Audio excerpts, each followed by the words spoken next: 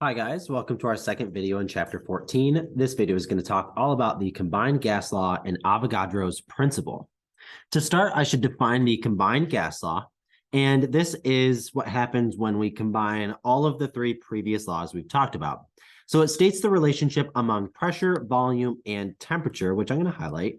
So PV and T, with only a fixed amount of gas or a constant N, constant number of moles. In the previous videos, we saw we would typically hold moles constant, and then we would hold some other factor constant. Combined gas law says we only have the number of moles constant, so it's cool. And so it's P1 V1 over T1 equals P2 V2 over T2. Referring back to our old video, this shows us pressure and volume having an inverse relationship. Increasing pressure would decrease volume. And then having pressure and temperature in a ratio like this shows that they have a direct relationship. Increasing the pressure is going to increase the temperature. Okay, so we can see the phenomena that we saw in our last video showing up in this combined gas law. So we no longer have to remember those fundamental laws because we have this combined gas law and it's on the reference table on the back.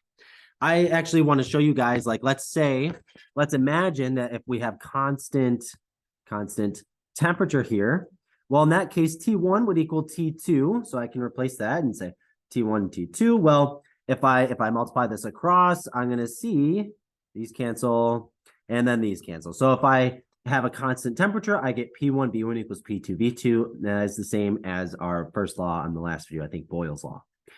So if we are dealing with a gas problem where we have a fixed amount of gas, say a closed container, something like that, a balloon maybe, we can use the combined gas law as long as we're only given information about pressure, volume, and temperature. So let's talk about an example here. All right. And so to work with the combined gas law, it is slightly more complicated than working with just the regular three gas laws. By the way, I have a hot air balloon here because this unit in chemistry is infamous for giving hot air balloon questions. It's like the most famous type of question you can give.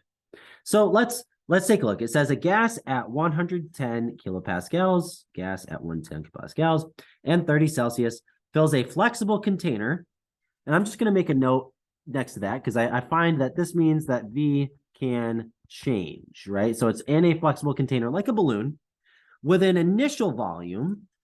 I'll highlight that initial volume of your 2.00 liters. Okay, so this is all some starting conditions. So I'm going to make some annotations here. We're going to say, okay, this is P1, this is T1, and this is V1, right? So I've made some quick annotations in my question here. It says if the temperature is raised to 80 Celsius, which I'm going to call T2, and the pressure is increased to, got my highlighter, but the pressure is increased to 440 kilopascals. What is the new volume?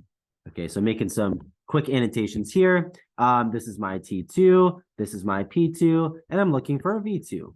Okay, so all kinds of good stuff here.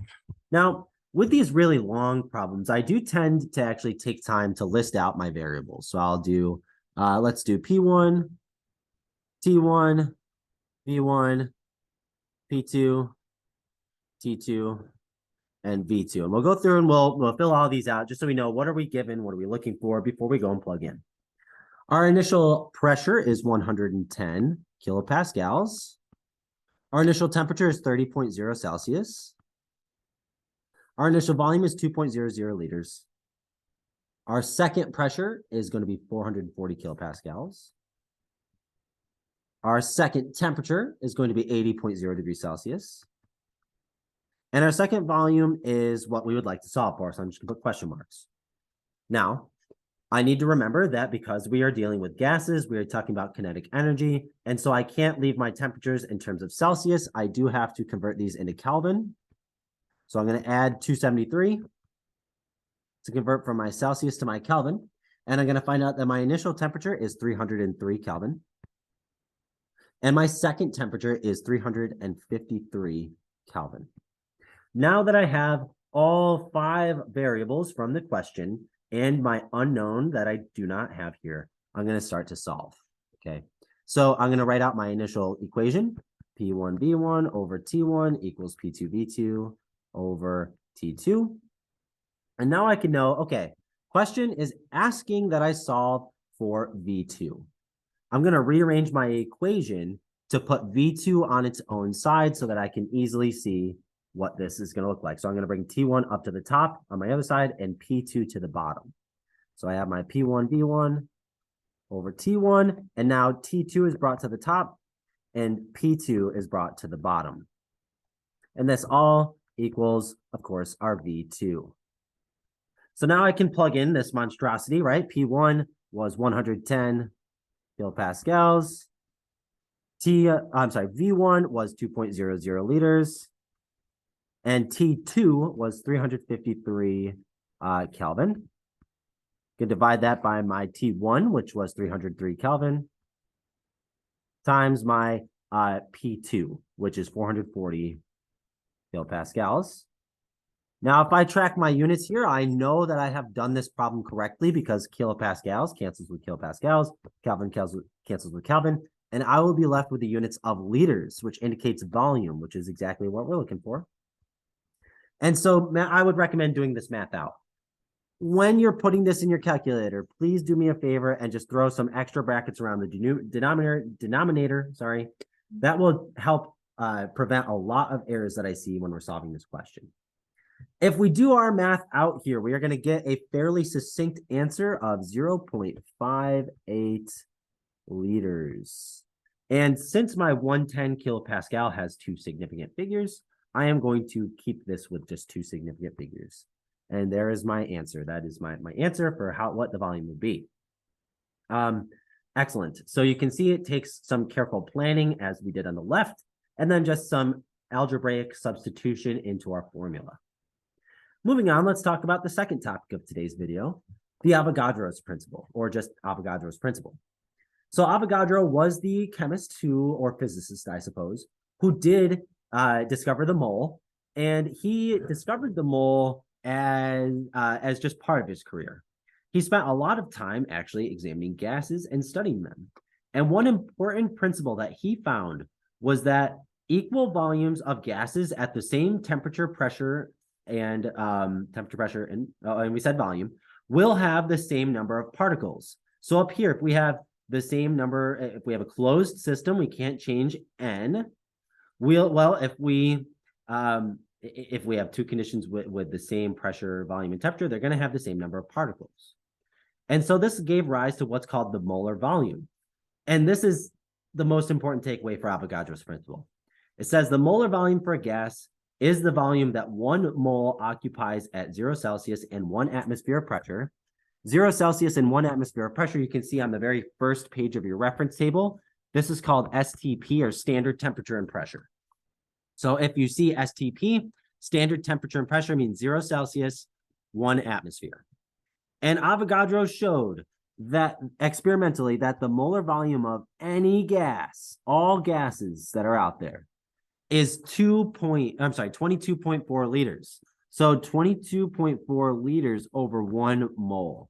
And you can see that is a stoichiometry unit conversion factor. So now we can calculate the volume of gases in a stoichiometry type problem. So I want to show you guys an example here. So let's look at the volume of methane. The volume that 2 kilograms of methane would occupy at standard temperature and pressure. Well, I'm going to highlight some important stuff.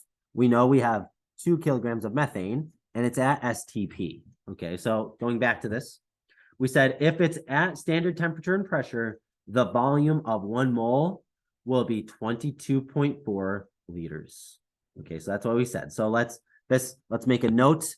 STP tells us 1 mole equals, or mole of gas equals 22.4 liters. It's important that we make that note so we remember that's the importance of STP in this question. Well, now if we think about what we got to do, we got to go from kilograms of CH4 to grams, CH4 to mole, CH4, and then we're going to go to liters of CH4, right? We're going to look for the volume of our gas here. Well, let's do it, right? We start with 2.0 kilograms of CH4. I know from the fact that kilo means 1,000, that I have 1,000 grams of CH4 in every 1 kilogram CH4. Then converting this from grams to moles, I know that 1 mole of methane, 1 mole of CH4 is 12.01 plus 4 times our 1.01. So we get 16.05 grams of CH4 per mole.